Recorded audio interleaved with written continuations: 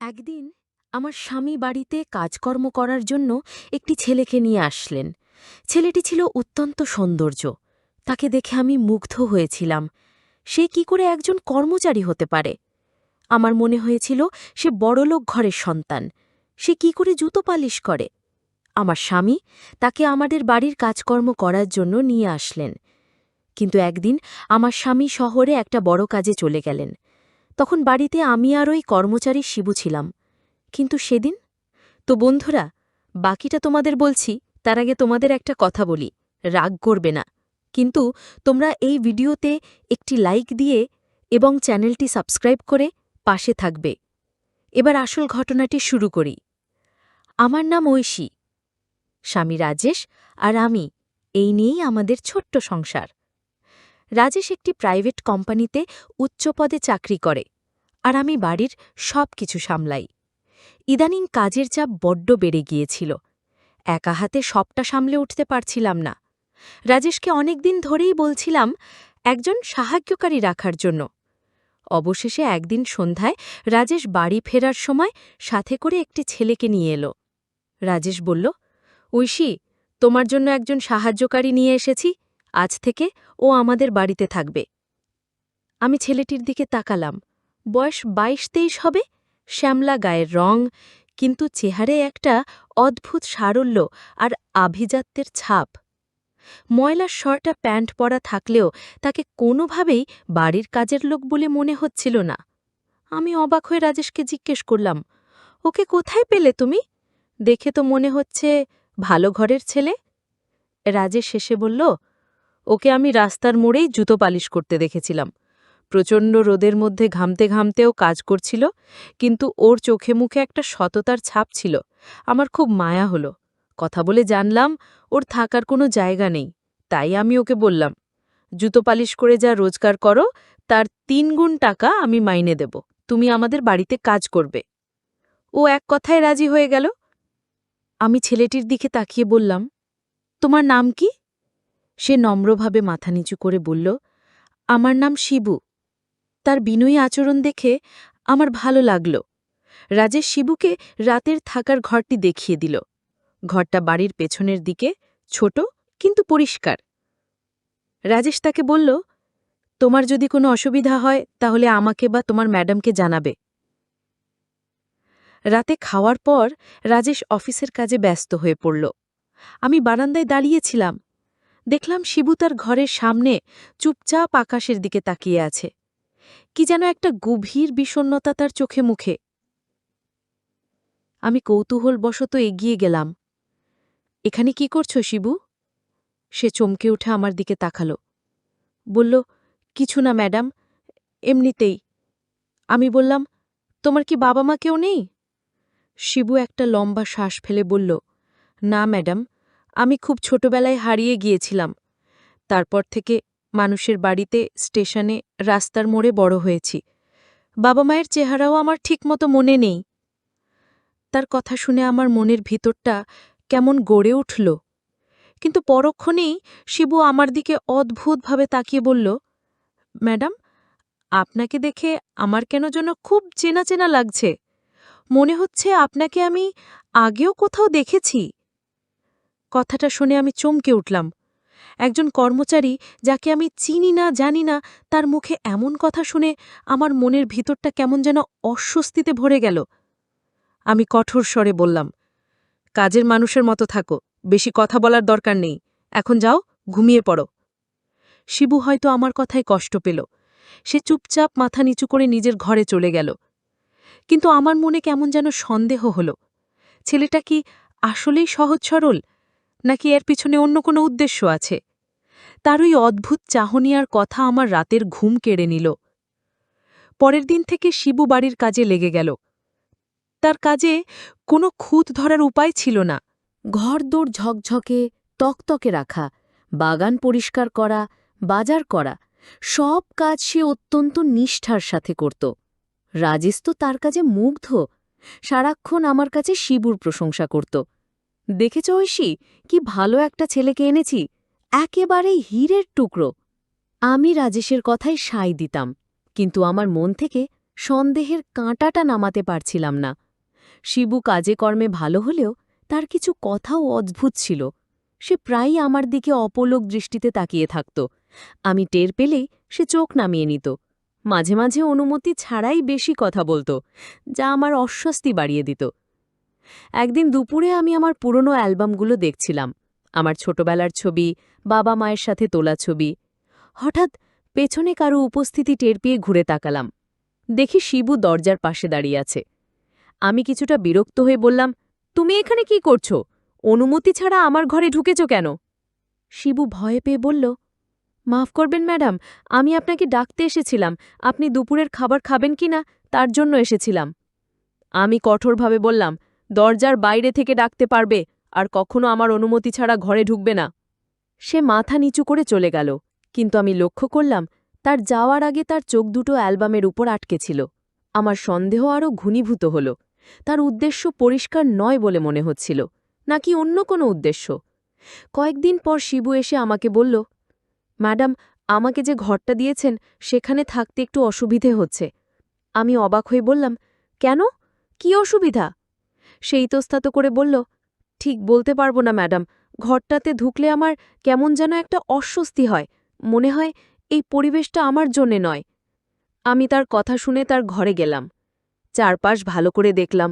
আলো বাতাসের কোনো কমতি নেই, ঘরটাও পরিষ্কার। আমি কোনো সমস্যাই খুঁজে পেলাম না। আমার রাগ বেড়ে গেল। আমি বললাম, দেখো শিবু, আমি তোমার কোনো নাটক সহ্য করব না। যে ঘরে থাকতে দেওয়া হয়েছে সেখানেই থাকতে হবে। যদি বেশি সমস্যা হয় তাহলে তুমি কাজ ছেড়ে চলে যেতে পারো। আমার কথায় শিবু কষ্ট পেয়েছিল, তা তার মুখ দেখেই বোঝা যাচ্ছিল। সে আর একটাও কথা না বলে নিজের কাজে মন দিল। কিন্তু সেদিন রাতে আমি একটা অদ্ভুত স্বপ্ন দেখলাম কর্মচারী সেই ছেলেটি আমাকে বলল, ম্যাডাম, আমি আর আপনার বাড়িতে থাকব না, চাকরিও করব না, কারণ আপনি অনেক সন্দেহ করেন। আমার টাকার দরকার নেই, আমি চলে যাব। ম্যাডাম, আমার চরিত্র অনেক ভালো, আপনি আমাকে শুধু শুধু সন্দেহ করেন। ঘুমটা ভেঙে যাওয়ার পর আমার সারা শরীর ভয় কাঁপছিল। এই স্বপ্নটা আমি আগেও কয়েকবার দেখেছি। সকালে ঘুম থেকে ওঠার পর থেকেই আমার মনটা খারাপ ছিল। স্বপ্নের ঘটনাটা আমাকে ভীষণভাবে নাড়া দিয়ে গেছে। শিবুর কথা মনে পড়তেই আমার মন খারাপ হয়ে গেল। রাজেশ আমার অবস্থা দেখে জিজ্ঞেস করল, কি হয়েছে ঐশী? তোমাকে এমন চিন্তিত দেখাচ্ছে কেন? আমি তাকে স্বপ্নের কথা বললাম। রাজেশ আমাকে সান্ত্বনা দিয়ে বলল, এসব কথা ভেবে কষ্ট পেও না, যা হওয়ার তা হয়ে গেছে। কিন্তু আমার মন মানছিল না। সারাদিন আমি অন্যমনস্ক হয়ে রইলাম। এরই মধ্যে শিবুর অদ্ভুত কথাগুলো আমার কানের মধ্যে বাজতে লাগল। সন্দেহ আরও বেড়ে গেল। সে এখন আগের চেয়েও বেশি চুপচাপ থাকত, কিন্তু তার সেই অদ্ভুত চাহনিটা বদলায়নি। মাঝে মাঝে দেখতাম সে উঠোনের এক কোণে বসে কি যেন ভাবছে। তার চোখের কোণে জল চিকচিক করত।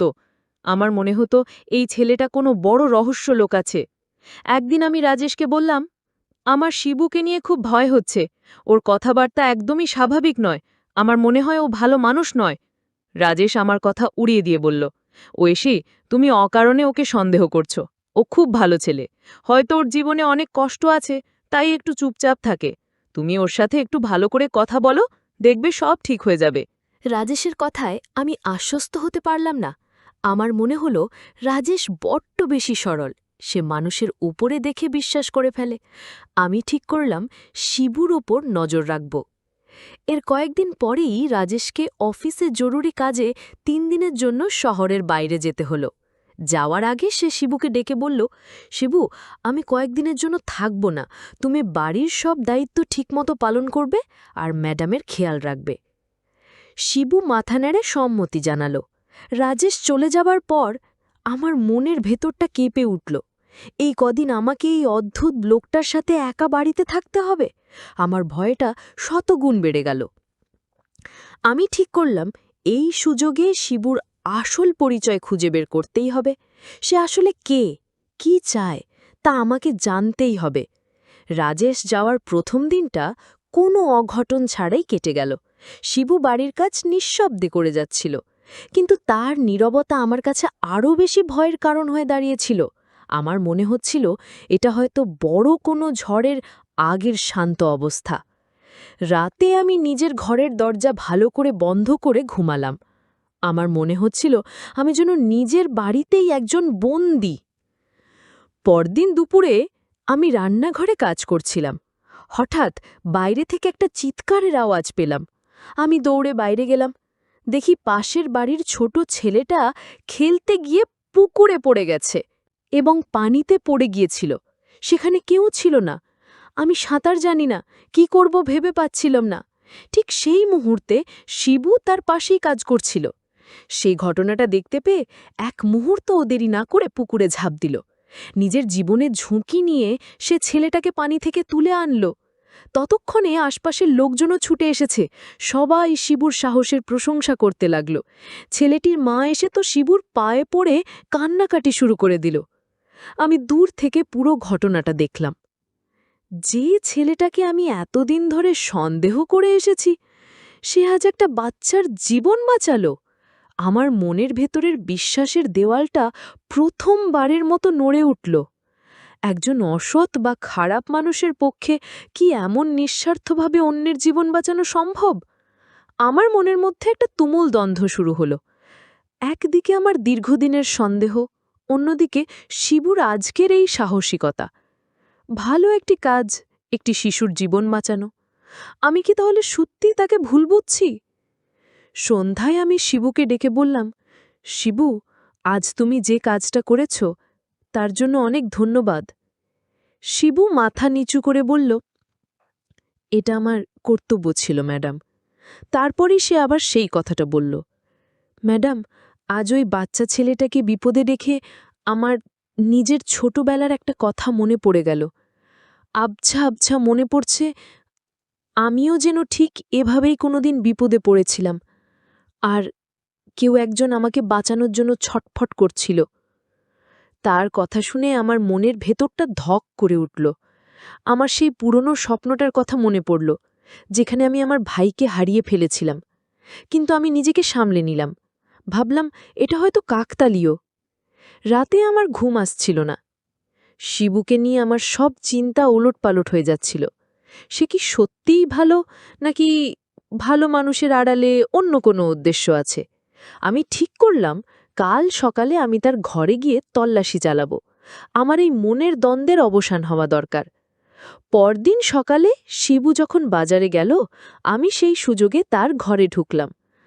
ছোট একটা ঘর, আসবাবপত্র বলতে একটা চৌকি আর একটা ছোট টেবিল, সবকিছু খুব গোছানো। আমি তার তোষকের নিচে, বালিশের নিচে খুঁজে দেখলাম, কিছুই পেলাম না। হতাশ হয়ে যখন ফিরে আসব, তখন টেবিলের ওপর রাখা একটা পুরনো ময়লা কাপড়ের পুটলির দিকে আমার চোখ পড়ল। আমার হাত কাঁপছিল।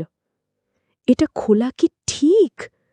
কিন্তু আমার কৌতূহল আমাকে থামতে দিল না। আমি সাবধানে পুটলিটা খুললাম। ভেতরে একটা মাত্র জিনিস ছিল, একটা পুরনো বিবর্ণ হয়ে যাওয়া ছবি। ছবিটা হাতে নিয়ে আমি অবাক হয়ে গেলাম। আমার পায়ের নিচের মাটি সরে যাচ্ছিল, কারণ ছবিটা ছিল আমার ছোটবেলার ছবি। আর আমার পাশে দাঁড়িয়ে থাকা ছোট ছেলেটা, সেই ছিল আমার হারিয়ে যাওয়া ভাই, শুভ। আমার মাথা ঘুরছিল। আমি ছবিটা হাতে নিয়ে টলতে টলতে নিজের ঘরে ফিরে এলাম। আমার বিশ্বাস হচ্ছিল না, এই ছবি শিবুর কাছে কি করে এলো? তাহলে কি শিবুই আমার হারিয়ে যাওয়া ভাই শুভ? আমার মস্তিষ্ক কোনোভাবে দুটো বিষয়কে এক করতে পারছিল না। মনের ভেতরটা আনন্দের চেয়েও বেশি ছিল বিশ্বাস আর একরাশ অপরাধবোধ। আমি সোফায় বসে কাঁপছিলাম। যাকে আমি এত দিন ধরে ভুল বুঝেছিলাম, তাকে অনেক কিছু ভেবে এসেছি, যার সাথে এত দুর্ব্যবহার করেছি, সে আমার নিজের রক্তের ভাই। আমি পাগলের মতো অপেক্ষা করছিলাম শিবু বাজার থেকে ফেরার জন্য। প্রত্যেকটা মিনিট আমার কাছে এক একটি ঘণ্টার মতো মনে হচ্ছিল। অবশেষে শিবু ফিরল। আমি তাকে দেখেই দৌড়ে তার সামনে গেলাম। আমার চোখ দিয়ে তখন অঝরে জল পড়ছিল। শিবু আমাকে ওই অবস্থায় দেখে ভয় পেয়ে গেল। সে জিজ্ঞেস করল, ম্যাডাম, কি হয়েছে? আপনি কাঁদছেন কেন? আমি কি কোনো ভুল করেছি? আমি তার কথার উত্তর না দিয়ে কাঁপা কাঁপাতে ছবিটা তার সামনে ধরে বললাম, এই ছবি তুমি কোথায় পেলে শিবু? ছবিটা আমার হাতে দেখে শিবু চমকে উঠল। তার মুখটা ফ্যাকাশে হয়ে গেল। সে মাথা নিচু করে বলল, ম্যাডাম, এটা আমার কাছেই ছিল। এটা আমার দিদির ছবি। আমি যখন ছোট ছিলাম তখন দিদির সাথে এই ছবিটা তুলেছিলাম, কিন্তু একদিন একটা মেলায় গিয়ে আমি দিদির কাছ থেকে হারিয়ে যাই। তারপর থেকে এই ছবিটাই আমার একমাত্র সম্বল। আমি আর নিজেকে ধরে রাখতে পারলাম না। কান্নায় ভেঙে পড়ে বললাম, এই ছবিতে থাকা ছেলেটা কি তুমি, শিবু? অবাক হয়ে আমার দিকে তাকিয়ে বলল, হ্যাঁ ম্যাডাম। আমি চিৎকার করে কেঁদে উঠলাম। বললাম, আর আমাকে ম্যাডাম বলিস না, আমি তোর দিদি, আমি তোর ঐশী দিদি, আর তুই আমার ভাই শুভ। শুভ অর্থাৎ শিবু আমার কথা শুনে পাথরের মতো দাঁড়িয়ে রইল। তার চোখ দুটো বিস্ময়ে বড় বড় হয়ে গেল। আমি কাঁদতে কাঁদতে বললাম, আমার সব মনে পড়েছে। ছোটবেলায় আমি তোকে মেলায় নিয়ে গিয়েছিলাম। আমার অসাবধানতার কারণে তুই ভিড়ের মধ্যে হারিয়ে গেলি। বাবা মা আর আমি তোকে কত খুঁজেছি। তুই আমাদের মায়ের পেটের আপন ভাই। শুভুর চোখ দিয়ে এবার জল গড়িয়ে পড়ল। গলায় বলল, দিদি তাই তো তোমাকে দেখে আমার এত চেনা মনে হতো। তোমার গলার স্বর, তোমার চোখ, সবকিছু আমার কাছে পরিচিত লাগত। কিন্তু কিছুতেই মনে করতে পারছিলাম না আমি তোকে কর্মচারী ভেবে কত সন্দেহ করেছি, কত অপমান করেছি। ভাই, তুই আমাকে মাফ করে দে। শুভ কেঁদে বলল, না দিদি, তুমি কোনো ভুল করনি, আমার ভাগ্যটাই খারাপ। সেদিন আমাদের দুই ভাই বোনের কান্নায় বাড়ির দেয়ালগুলো যেন ভিজে গিয়েছিল। আমি সঙ্গে সঙ্গে বাবা মাকে ফোন দিলাম, তাদের জানালাম আমি আমাদের শুভমকে খুঁজে পেয়েছি। ফোনের ওপাশ থেকে বাবা মায়ের কান্নার আওয়াজ শুনতে পেলাম। তারা বিশ্বাসই করতে পারছিলেন না। কয়েক ঘণ্টা পর রাজেশও ফিরে এলো। বাড়ির পরিস্থিতি দেখে সে অবাক হয়ে গেল। আমি যখন তাকে সবটা খুলে বললাম, তখন সেও আনন্দে আত্মহারা হয়ে গেল। আমি প্রথম দিনই বুঝেছিলাম তুমি কোনো সাধারণ মানুষ নও। সেদিন বিকেলে আমি আর রাজেশ মিলে শুভকে নিয়ে আমাদের বাবা মায়ের কাছে গেলাম। এত বছর পর হারিয়ে যাওয়া ছেলেকে ফিরে পেয়ে তাদের যে আনন্দ, তা ভাষায় প্রকাশ করার মতো নয়। আমাদের পরিবার আবার সম্পূর্ণ হল। আমি আমার স্বামীকে ধন্যবাদ জানালাম আমার ভাইকে আমার কাছে ফিরিয়ে দেওয়ার জন্য। আমার মন থেকে সব সন্দেহ, সব অপরাধবোধ দূর হয়ে গেল। এখন আমার ভাই আমার পাশেই আছে। আমাদের পরিবার এখন অনেক হাসি খুশিতে আছে।